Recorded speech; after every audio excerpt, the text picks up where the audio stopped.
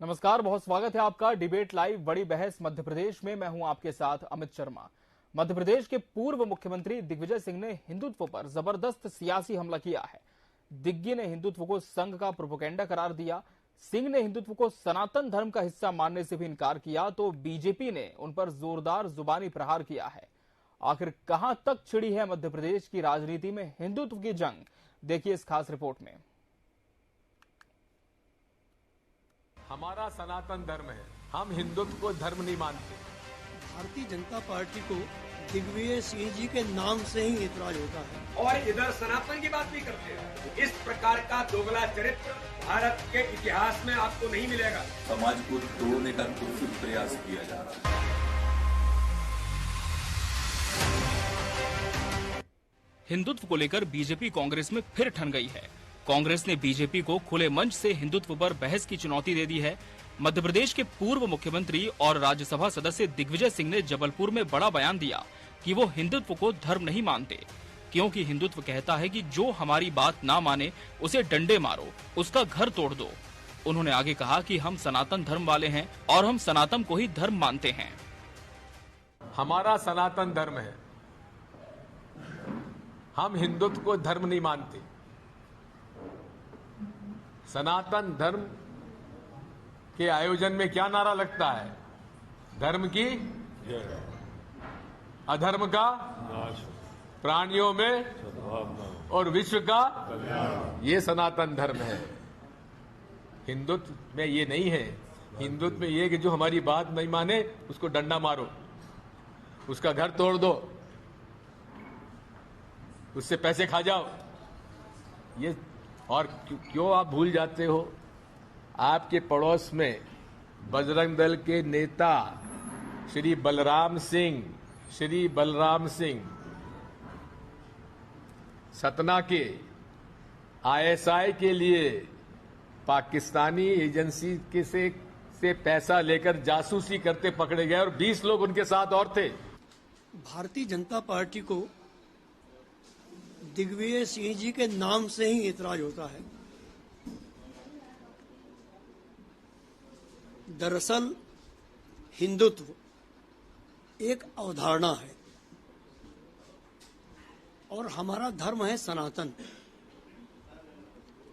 और जो हिंदुत्व की अवधारणा है वो भारतीय जनता पार्टी की सरकार बनाने, बिगाड़ने, दंगा करवाने, वोटों की फसल काटने का एक उपक्रम बना हुआ है। स्वाभाविक है भारतीय जनता पार्टी को दर्द होगा। दिग्विजय सिंह के हिंदुत्व पर दिए गए बयान पर बीजेपी फ्रंट फुट पर आ गई है। मंत्री, विधायक, प्रदेश अध्यक्ष सबने उन पर चौतरफा हमले किए। दिग्विजय सिंह के बयान पर मध्य प्रदेश के गृह मंत्री नरोत्तम मिश्रा ने पलटवार करते हुए कहा कि मुगलिया संस्कृति के पैरोकार बंठाधार आप और आपके चेले कभी सनातन पर सवाल उठाते हैं, कभी भगवा पर सवाल उठाते हैं, भगवा को आतंकवाद बताते हैं।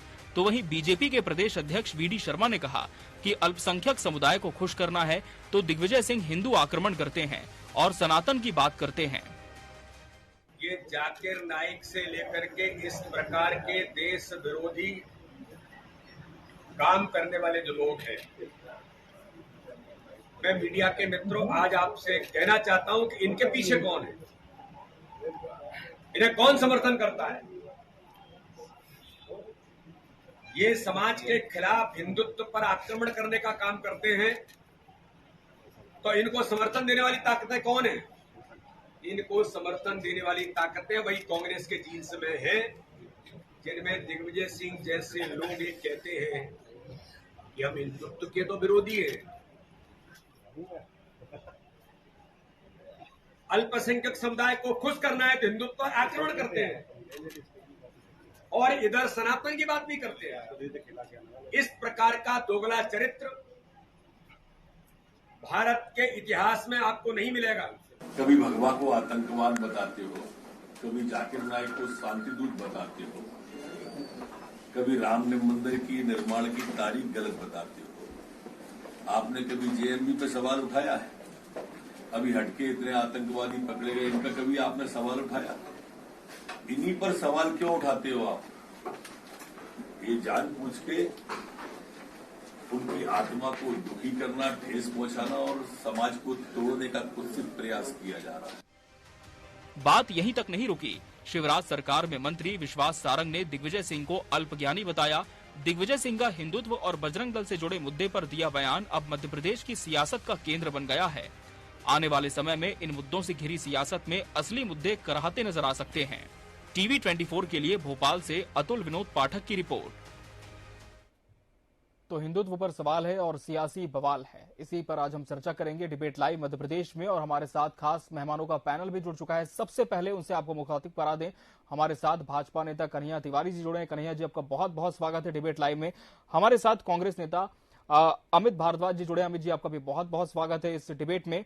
सरमन अगेले वरिष्ठ पत्रकार के तौर पर हमारे साथ जुड़े हैं, वरिष्ठ पत्रकार हैं, आपका बहुत बहुत स्वागत है सरमन जी। अमित जी, जिस तरह से दिग्विजय सिंह को लेकर ये पहली बार नहीं है कि उनका कोई बयान आया हो और सुर्खियां बन गया हो और बीजेपी ने इस पर आरोप प्रत्यारोप का दौर शुरू कर दिया हो, लेकिन आज जो ऑन रिकॉर्ड बयान हमने आपको सुनाया है, साफ तौर पर सुना जा सकता है कि दिग्विजय सिंह कह रहे हैं कि हम हिंदुत्व को धर्म नहीं मानते, सिर्फ सनातन को धर्म मानते हैं। आप ही की पार्टी के हैं, दिग्गज हैं। सबसे पहले हम आपसे ही उनके इस बयान का आशय समझना चाहेंगे कि क्या हिंदुत्व को लेकर वो ये कह रहे हैं कि ये कोई धर्म ही नहीं है? जी अमित जी, पहले तो मैं बताऊं, मेरा नाम डॉक्टर अनिल भारद्वाज है। जी अनिल जी, माफ कीजिएगा जी। एक तो ये होता है, दूसरा सर मैं ये कहूंगा कि जैसे उन्होंने कहा कि मैं सनातन धर्म को मानता जी, तो सबसे प्राचीन धर्म, जैसे सबसे प्राचीन धर्म है वो सनातन धर्म है जी। सनातन धर्म का मतलब है शाश्वत से, यानी जिसका ना कभी आरंभ हुआ हो ना जिसका कभी अंत हो सकता है जी, वो हमारा सनातन धर्म है जी। अब वही सनातन धर्म है जो हम हिंदू लोग अपने आप को जो मानते हैं, वो हिंदू धर्म सनातन धर्म में ही समाहित है। चाहे बौद्ध धर्म हो, चाहे सिख हो, जैन धर्म हो, ये भी तो सनातन धर्म है। ये भी सनातन धर्म है। अब जो हिंदुत्व की बात चल रही है, सनातन धर्म, हिंदू और हिंदुत्व में बहुत बड़ा डिफरेंस है। मैं आपको बता, ये अंतर जो है भारतीय जनता पार्टी के लोग जो अंतर को नहीं समझ पा रहे, जिस दिग्विजय सिंह के ऊपर आरोप लगा रहे हैं जी, मैं पूछना चाहता हूँ, सनातन धर्म वो है जो शाश्वत है, यानी 4 वेद है, आप उसको पढ़िए, उसके अनुसार है। आप राम को मानते हैं, लेकिन राम ने सनातन धर्म को ही तो माना जी। ये आपके 4 वेद है, चाहे ऋग्वेद हो, सामवेद हो, यजुर्वेद हो या अथर्ववेद हो जी, ये सनातन धर्म से ही निकला हुआ है। अब हिंदुत्व धर्म आप क्या, हिंदुत्व धर्म बनाया हुआ, ये हिंदुत्व धर्म अलग है और सनातनी हिंदू धर्म एक अलग है। सनातनी हिंदू धर्म सारे लोगों को प्रेम करने वाला होता है जी, तो सारे धर्मों को मानता है, प्रेम करता है। मनुष्य प्राणी मात्र को वो अपना मानता है जी, कि जो भी है वो सनातन धर्म से जो पैदा भी होता है बालक, वो सनातन धर्मी है जी।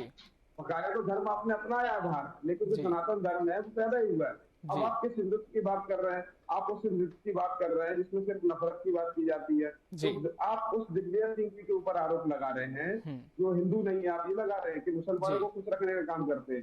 देखिए, सनातन धर्म मानने वाले हमारे दिग्विजय सिंह जी के राजगढ़ से आते हैं और उनके 4 जो है महल है, चारों महल में अखंड ज्योति बरसों से जलती चली आ रही है। हम सनातन हिंदू धर्म जी। दिग्विजय सिंह की बात आप कर रहे हैं, नर्मदा माई के जो भक्त हैं उन्होंने 3000 किलोमीटर से अधिक की पद यात्रा करने का काम किया, वो भी 70 वर्ष में, 70 साल की उम्र के बाद 3000 किलोमीटर से ज्यादा यात्रा की, और वो भी नंगे पैर। आप किसको आप बता रहे हैं? आप किसको हिंदू धर्म का विरोधी मान रहे हैं? आप जो बोल रहे हैं कि हिंदू धर्म के विरोधी है, हम हिंदू धर्म के विरोधी नहीं है। आप इस बात को समझने का काम करें, चाहे रामेश्वर शर्मा जी हो और चाहे तुम्हारे विश्वास सारंग जी हो। दिग्विजय सिंह पे आरोप लगाने से पहले आप अपने गिरेबान में झांक कर देखिए, आप किस हिंदुत्व की बात कर रहे हैं? आप उस हिंदुत्व की बात कर रहे हैं जी कि रामेश्वर शर्मा जी कान खोलकर सुन लीजिए, दिग्विजय सिंह पे आरोप लगाने से पहले कान खोलकर सुन लीजिए। आपका वही हिंदुत्व धर्म है जो अपने सगे भाई को इतना प्रताड़ित किया और उसने सलीम मोहम्मद खान बनके भोपाल में टॉकीज के बगल से जो है बिरयानी की दुकान खोला है। क्या इस हिंदुत्व धर्म की बात करते हैं? ये हिंदुत्व धर्म, ये कट्टरवाद से आती है, इससे नफरत पैदा होती है। हम उस हिंदूवाद को नहीं मानते, हम सनातनी हिंदू धर्म को मानते हैं जो सारे लोगों को प्रेम करता है। वो सनातन हिंदू धर्म जो हिंदुस्तान को भी हिंदू सनातन धर्म मानने के लिए मजबूर करता है। भगवान कृष्ण का अन्य भक्त हुआ जी, हम उस सनातन धर्म को मानते हैं जी जी। तो अनिल जी का कहना है कि हम उस सनातन धर्म को मानते हैं जो सबकी रक्षा करता है। कन्हैया जी, आपका जवाब इस पर? मेरा ये कहना है कि मेरे कांग्रेसी मित्र ने जो अभी कहा जी कि ये सनातन धर्म को मानते हैं, हिंदू धर्म को नहीं मानते। ये बोल रहे हैं कि सनातन धर्म जो है वो प्रेम बरसाता है और हिंदू धर्म जो है प्रेम नहीं बरसाता। तो एक मिनट बोलेंगे नहीं बीच में, नहीं सुनिए, नहीं तो मैं डिबेट खत्म कर दूंगा यहीं पे। नहीं बीच में मत बोलिए, फिर डिबेट नहीं होता जी है। अनिल जी, मैं आपके पास फिर आऊंगा, पहले बात पूरी करने दीजिए। कन्हैया जी को आपसे निवेदन है। जी अनिल जी, बात पूरी करने दीजिए, मैं फिर आपके पास आऊंगा जवाब लेने के लिए इसका। जी अनिल जी, आप जुड़े रहे, मैं आपके पास फिर रुक करूंगा। कन्हैया जी अपनी बात पहले पूरी करें। जी भार्गव जी चुपचाप सुनिए बिल्कुल। हाँ, इनने बोला कि सनातन धर्म को ये मानते हैं, हिंदू धर्म को नहीं मानते। बोल रहे हैं कि सनातन धर्म जो है प्रेम की भाषा बोलता है, हिंदू धर्म जो है वो लाठी डंडे उठाता है। क्यों भैया, आप हिंदू नहीं हो क्या? आप सनातन धर्म के हो तो मैं भी सनातन धर्म का हूं, और सनातन धर्म से ही हिंदू धर्म निकला है। और भगवान राम जो है ना, भगवान राम क्या हिंदू नहीं थे? हाँ, और भगवान राम सनातन धर्म से नहीं थे। सनातन धर्म जो है और हिंदू धर्म कब से है? आज से कम से कम 90,000 पूर्व हिंदू धर्म है, और राम का जन्म आज से 24,000 साल पहले हुआ था। और दिग्विजय सिंह जी, माननीय दिग्विजय सिंह जी के कहने से क्या ऐसा हो जाएगा क्या? हाँ, जो Digvijaya Singh Osama bin Laden को जी बोलते हैं, जो बाटला हाउस में इनकाउंटर होता है, जो उत्तर प्रदेश के आजमगढ़ से आतंकवादी पकड़ाते हैं, उनकी जांच में बोलते हैं कि ये गलत जांच है।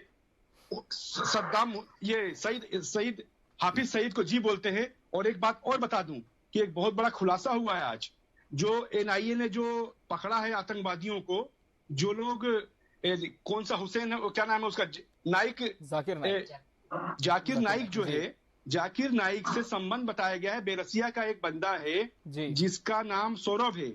हेलो जी जी, आपकी आवाज मिल रही है, बात पूरी करें जी। हाँ सुन लीजिए जी। बेरसिया जो है भोपाल में है, बेरसिया का एक बंदा है, उसका नाम सौरभ है। उसका जो नाम जो है, ये नाइक साहब धर्म परिवर्तन करके उसका नाम सलीम रख दिए। उसने जीता जाता उदाहरण बताया है।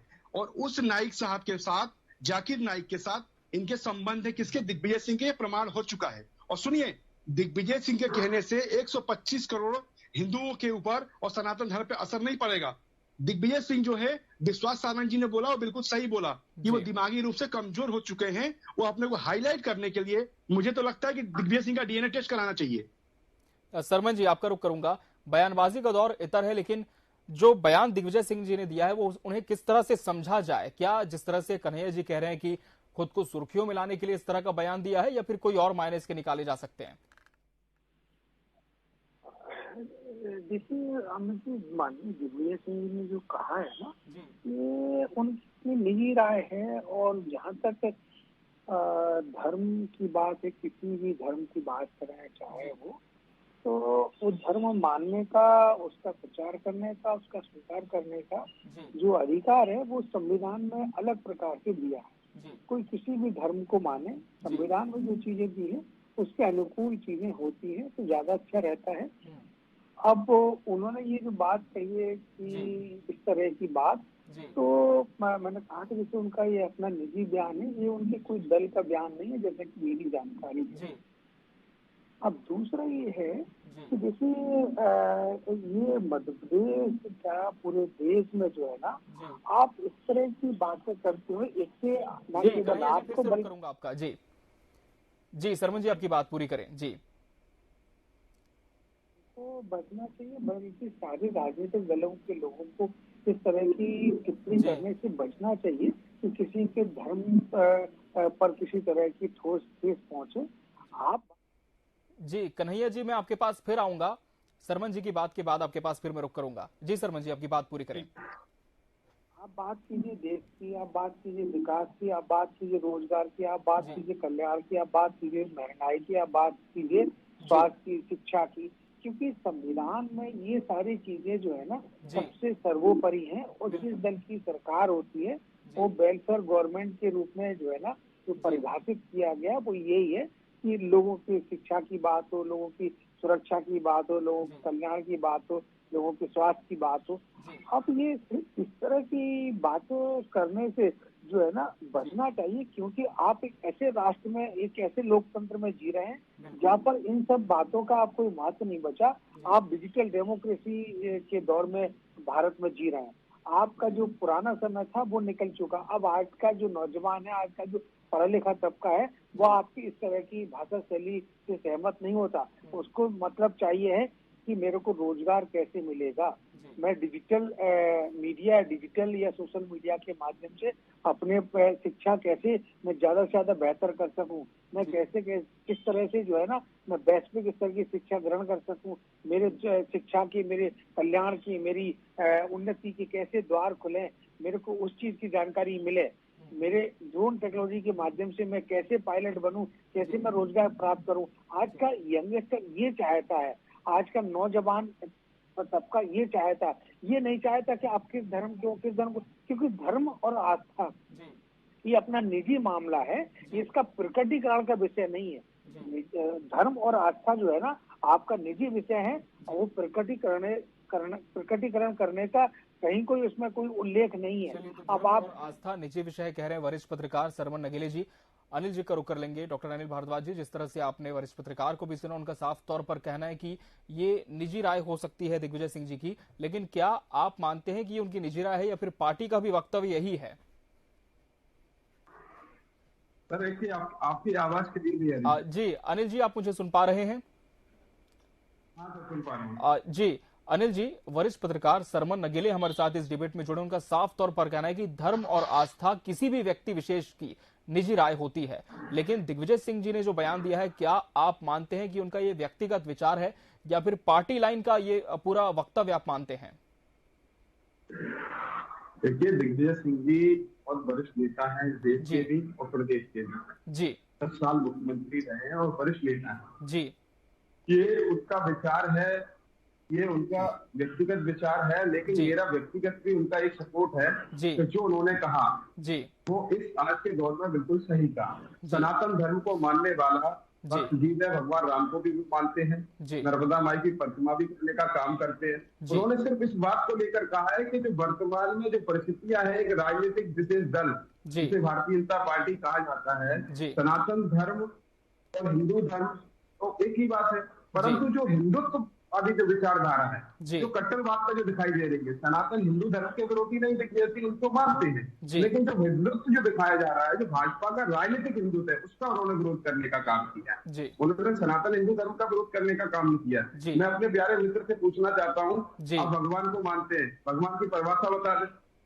नहीं बता पाएंगे, क्यों? मैं बता देता हूँ। भगवान का मतलब होता है भूमि से, भा से, गा से मतलब होता है गगन का, भा से मन होता है वन का, और नाद से मतलब होता है नदी का। लेकिन आज भारतीय जनता पार्टी के जिस हिंदुत्व की बात कर रहे हैं, उन्हीं के संयोजित नेता जो आज क्या स्थिति है, भूमि भूमाफियाओं ने दाबने का काम कर लिया आज प्रदेश की जनता के लिए, जो उनकी सरकार है, क्या यही हिंदुत्व की सरकार है? और तो छोड़िए, गगन की बात कर रहे हैं, वो भी अडानी को दे दिया। वन की बात अभी दिग्विजय सिंह की बात आ रही, तो अडानी फडानी कहां से आ गए इसमें? जो लाइन है उस पर चले, अपन ज्यादा बाहर ना जाए। अभी धर्म की बात चल रही है, अभी अनिल जी आपकी बात पूरी करें। जी, मैं आऊंगा कन्हैया जी आपके पास, फिर आऊंगा। जी अनिल जी आपकी बात पूरी करें। वन को क्या कर दिया, वन और जंगल आपने खत्म करने के काम किए, नदी का क्या किया, अवैध उपकरण के लिए। तो यही तो सनातन हिंदू धर्म था। इसीलिए तो दिग्विजय सिंह जी ने 3000 किलोमीटर नंगे पैर यात्रा की नदी को बचाने के लिए, वन और जंगलों को बचाने जवाब दे कन्हैया जी। जी कन्हैया जी जवाब दे। ये नहीं है जो आप बता रहे हैं, ये हिंदुत्व और हिंदू धर्म में अंतर। अनिल जी की बात का जवाब दे कन्हैया जी। जी, हिंदू सनातन धर्म कभी नफरत फैलाने का नाम करता है, हिंदू धर्म नफरत नहीं फैलाता, लेकिन भारतीय जनता पार्टी का जो राजनीतिक हिंदू धर्म है, जो हिंदुत्व ये बोल रहे हैं नफरत फैलाने का। जी कन्हैया जी, कांग्रेस कह रही है कि हिंदू धर्म नफरत नहीं फैलाता, लेकिन दिग्विजय सिंह ने जिस हिंदुत्व का जिक्र किया है वो राजनीतिक हिंदुत्व है। जी, नर्मदा जी का परिक्रमा करी, यही दिग्विजय सिंह है जब 10 साल मुख्यमंत्री थे, और जब इनको क्लीन स्वीप करके तीनों विकेट गिरा के इनको जब साध्वी उमा श्री भारती जी ने सरकार बनाया था, जी, तो दिग्विजय सिंह जब 10 साल राज्य किए इस प्रदेश में, जी अमित जी, जी आपकी आवाज मिल रही है। जी हाँ, जब दिग्विजय सिंह ने 10 साल राज्य किया, तो भोपाल की जनसंख्या क्या दिन पे दिन बढ़ती जा रही थी। तो लोगों ने दिग्विजय सिंह जी से कहा कि साहब, यहाँ का जो बड़ा तालाब है उसका जल हम लोग ग्रहण करते हैं, और यहाँ की आबादी जो है दिन पे दिन बढ़ती जा रही है, और भोपाल का जो है क्षेत्रफल बढ़ता जा रहा है, तो क्यों ना मां नर्मदा का जल जो है वो होशंगाबाद जो है अपना नर्मदा मैया नर्मदांचल वहां से यहाँ आ जाए। तो दिग्विजय सिंह जी ने बोला कि जिसको मां नर्मदा का जल चाहिए वो नर्मदा किनारे जाके बस जाए, है ना। लेकिन मैं ये कहना, क्योंकि ये असंभव, ऐसा हो नहीं सकता। लेकिन मैं आपको बता दूं कि 2003 में जब उमा भारती जी मुख्यमंत्री बनी, अटल बिहारी वाजपेयी जी भारत के प्रधानमंत्री थे, तो उमा भारती जी ने जब लाल परेड ग्राउंड में उन्होंने शपथ लिया तो उन्होंने उस दिन बोला था अटल जी से कि बाबूजी, मैंने इस भोपाल की जनता जनार्दन से एक संकल्प लिया है कि मैं मां नर्मदा का जल भोपाल लाऊं। तो पहली जब कैबिनेट की बैठक हुई उसमें ये पास हुआ, और आज देखिए कि साध्वी उमा श्री भारती जी का जो संकल्प था वो शिवराज सिंह जी ने पूरा किया। आज मां नर्मदा का जल भोपाल के हर घर में, हर व्यक्ति घर में आता है, चाहे वो हिंदू हो, मुसलमान हो, सिख हो, ईसाई है, सबके घर में आता है। लेकिन यही बंटा ढाल, यही दिग्विजय सिंह, इन्होंने बोला था कि जिसको मां नर्मदा का जल चाहिए वो नर्मदा किनारे बच जाए। मैं नरेला विधानसभा में रहता हूँ भोपाल में, 7 विधानसभा है यहाँ पे, सबसे ज्यादा यहाँ पे नर्मदा जल मेरे क्षेत्र में आता है। मैं कोटि कोटि धन्यवाद देता हूँ उमा जी को, शिवराज जी को, और मेरे क्षेत्र के विधायक और मंत्री विश्वास सारंग। आज जल संकट नहीं है मध्य प्रदेश में। यही 2007 में यहाँ पे 3 हत्याएं हुई थी शाहजहानाबाद में पानी के चक्कर में, 3 लोगों को मार दिया गया था। आज भोपाल में जल का संकट नहीं होता है, चाहे ज्यादा हो, क्यों कि मां नर्मदा का जल हर घर में पहुंच रहा है। सुन लीजिए, दिग्विजय सिंह जी कभी किसी के नहीं हुए, ये किसी के सगे नहीं है। मुझे तो इन पे आश्चर्य हो रहा है कि ये हिंदू हैं, क्योंकि ये सनातन धर्म और हिंदू धर्म ये नया एक बखेड़ा खड़ा कर दिए।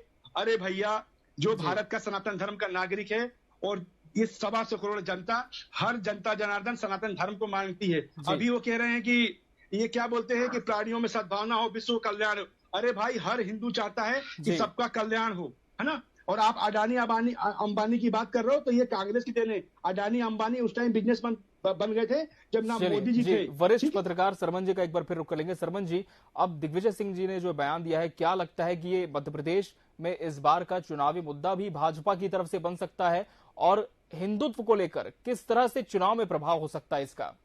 सरमन जी। देखिए मैं कि अभी मध्य प्रदेश में मॉडल कोड ऑफ कंडक्ट तो लगा नहीं है और संभवतः वो सितंबर या अक्टूबर के फर्स्ट वीक में लगने की संभावना है।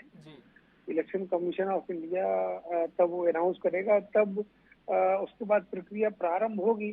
तो अभी मध्य प्रदेश में चुनाव नवंबर 2023 में आम विधानसभा चुनाव संभावित है। तो अभी तो मई का महीना है, तो अभी तो काफी समय है, और इस समय में जो है ना क्या क्या चीजें बदलेंगी, राजनीतिक मिजाज कैसा रहेगा, राजनीतिक जो मध्य प्रदेश की तासीर है वो किस तरफ का रुख करेगी, ये अभी समय बताएगा।